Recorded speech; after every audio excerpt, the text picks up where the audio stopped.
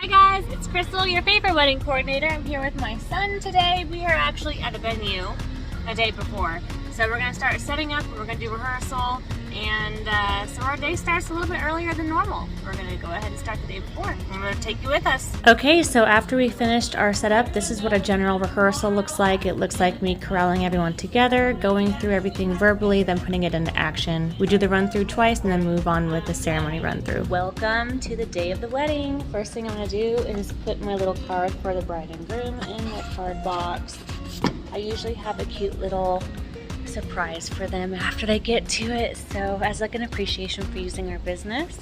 And I'm going to show you kind of the setup that we have so far. There's a few things that we still need to get together, but I'm going to show you some videos of what we have accomplished from last night.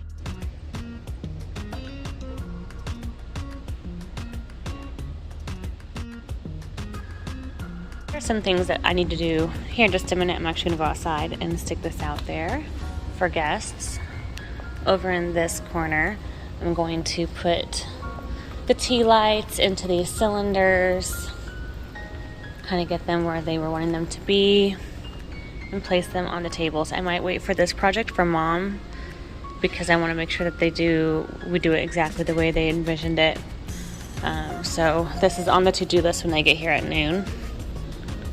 And then we'll place them on the cedar wood blocks. And lastly, look how pretty this little table is. So cute. Lastly, we have the drink table. Gotta put the tablecloth on there, fix it up.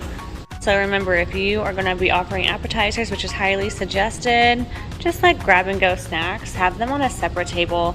That way people know that they can have access to this food item and not like the cake stuff or anything like that.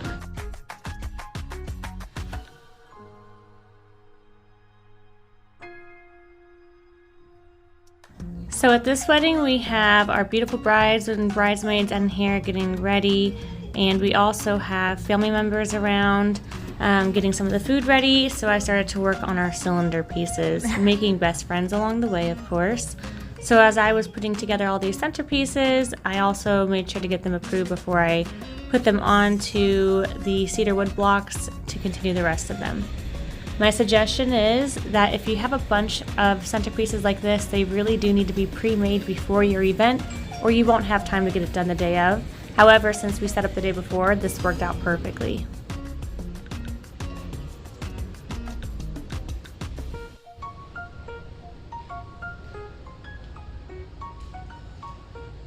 Someone needed some tape, so luckily in my emergency kit I had some, and I checked in to see how the family was doing. Make sure everybody eats a good lunch because we don't just wait until dinner to have food. So everyone's eating. We have the photographers here getting some pictures of all of the dresses before we do first looks. One of the most important things if you're coordinating a wedding is to pack your snacks, yes, but also remember that it's okay to be sitting down once you've accomplished your goals because it's going to get busy again. So if you can get off of your feet for a little bit, it's really important to just take a breather. And we have our first looks with our parents coming up right now.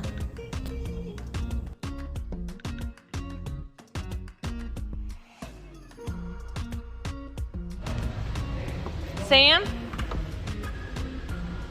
You ready? Come on, let's go. Alright, let's make sure to shut that door. Okay.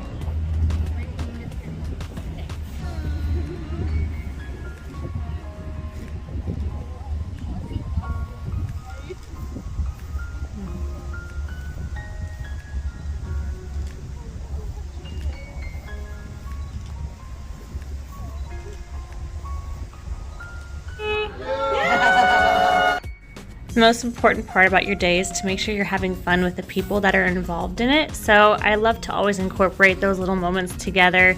Just make sure everyone's having a great time. So now that some of the photos are done, we're able to kind of relax and guests are beginning to arrive. When it's really hot, you have the guests wait inside until 5 minutes prior to ceremony. Once I've gotten them all heading out for the ceremony, then I go into the other side and get everybody organized inside.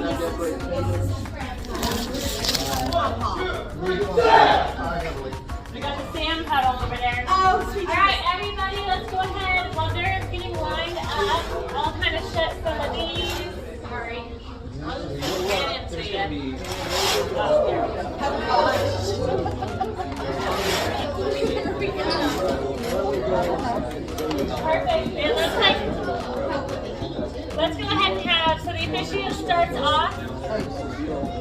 That's me. I do behind the scenes videos of coordination. Like, who is this? You guys just make funny faces and say whatever you want because it won't have. Okay, yeah, of course. Do you want to walk out? Do you want to do it? Okay, so we're going to do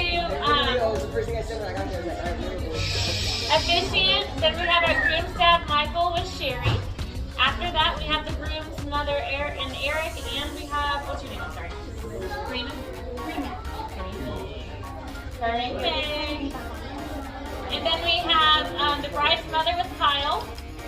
So go ahead and get behind there. You guys are in like a little line. And then after that, we have our bridal party. Groom and the groomsmen. Remember your order.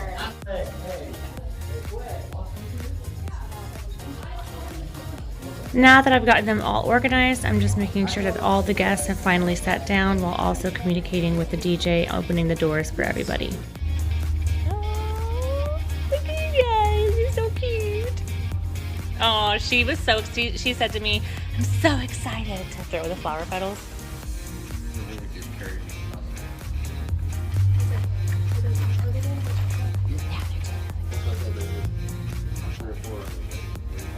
When he turns down the music.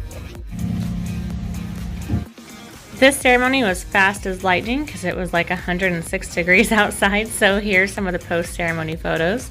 And once they're ready, I prepped us for a grand entrance, made sure that the photographers were ready, and the DJ was ready. Press his car though. Are you good? Okay, alright, let's do it. Alright, if I can have everybody's attention over by the hidden grace doors, the big old doors over here. I would like to have everybody a big round of applause for Mr. and Mrs. Samuel and Nicole Richardson. So we actually did our sand ceremony inside after the ceremony was done. After that, we opened up dinner by allowing the bride and groom, family, and then guests go get in line. Once everyone's made it through the line, that's when we go to cutting the cake. And after we cut the cake, we'll go into a 5-minute intermission and then toasts. You can have the DJ announce for guests to go get desserts and refill their glasses for a toast. This allows you a chance to actually enjoy your dessert because right after we do toast, we are going to barrel roll right into all of our first dances. And with this wedding, we did open up the dance floor a little bit directly after. We did our bouquet toss and our garter toss pretty quickly as well, just with the guest count. We needed to make sure to get some of that stuff done while we had all of our guests, and we were doing a bubbles photo op outside. So we went ahead and got all of these moments done so we could have everybody involved before we just danced the rest of the night and then began cleaning. One of my jobs is to watch the guest count and see if we have people staying or if they're leaving. And if I notice that people are leaving, I make sure to get some of this stuff done. And I'm always going to get on the dance floor if I have an opportunity to with you.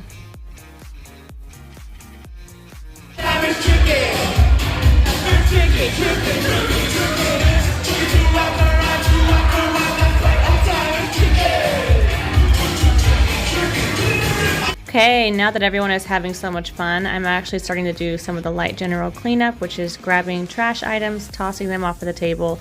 Then I'll move to the centerpieces and organizing them the way they need to be organized. And then after that, I can take off tablecloths. So kind of go slow and make sure that it's not rushing anybody, but also if you wait till the very end, you won't get this done in time to be out of the venue with the time frame given. So I start working on these things while everyone's just enjoying their dancing.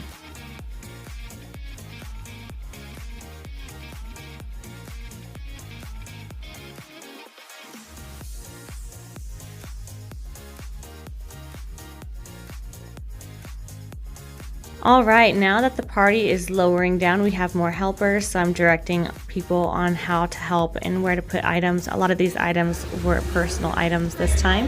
This item was a rental though, so I went ahead and sprayed it down and cleaned it off. And voila, no damage deposit needed.